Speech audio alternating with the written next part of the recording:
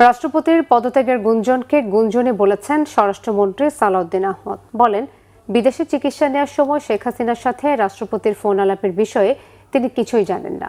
রাষ্ট্রপতি পদত্যাগ করতে চাইলে সংবিধান অনুযায়ী স্পিকারের কাছে পদত্যাগ দিতে হয়। পরবর্তী রাষ্ট্রপতি কে হবেন তা পরে দেখা যাবে বলেও জানানো হয় তিনি। সচিবালয়ে কক্সবাজারের উন্নয়ন নিয়ে বৈঠক শেষে এসব কথা জানান স্বরাষ্ট্রমন্ত্রী।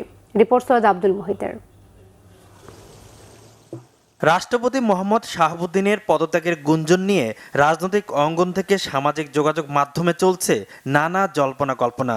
গুঞ্জন থাকলেও কেউ এই বিষয়টি নিশ্চিত করতে পারেনি। বৃহস্পতিবার অর্থ মন্ত্রণালয়ে কক্সবাজারের উন্নয়ন নিয়ে বৈঠক শেষে স্বরাষ্ট্রমন্ত্রী সালাউদ্দিন আহমেদ জানান, এই মুহূর্তে তার কাছে রাষ্ট্রপতির পদত্যাগের কোনো তথ্য নেই।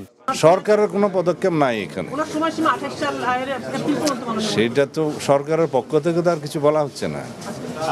আবার আপনারা পত্রিকায় দেখছেন যে গুঞ্জন শোনা যাচ্ছে ইত্যাদি, আমিও শুনছি। বিদেশে চিকিৎসাধীন অবস্থায় শেখ হাসিনার সাথে রাষ্ট্রপতির ফোন আলাপ হয়েছে কিনা এমন প্রশ্নের উত্তর দেন মন্ত্রী। উনি চিকিৎসাতে কিছুদিন আগে বিদেশে গিয়েছিলেন, তো চিকিৎসা তো নিতেই পারে অসুস্থ হলে।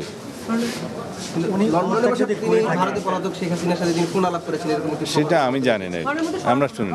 রাষ্ট্রপতি পদত্যাগ করতে চাইলে সংবিধানে থাকা নিয়মের কথাও স্মরণ করিয়ে দেন স্বরাষ্ট্রমন্ত্রী। মহামান্য রাষ্ট্রপতি স্বাস্থ্যগত কারণে হোক, যে কোনো কারণে হোক পদত্যাগ করতে চান, সেই অপশন তো ওনারা আছে। এখানে সরকারের পক্ষ থেকে কিছু বলা হয়নি, আমিও এগুলো পত্রিকায় শুনছি।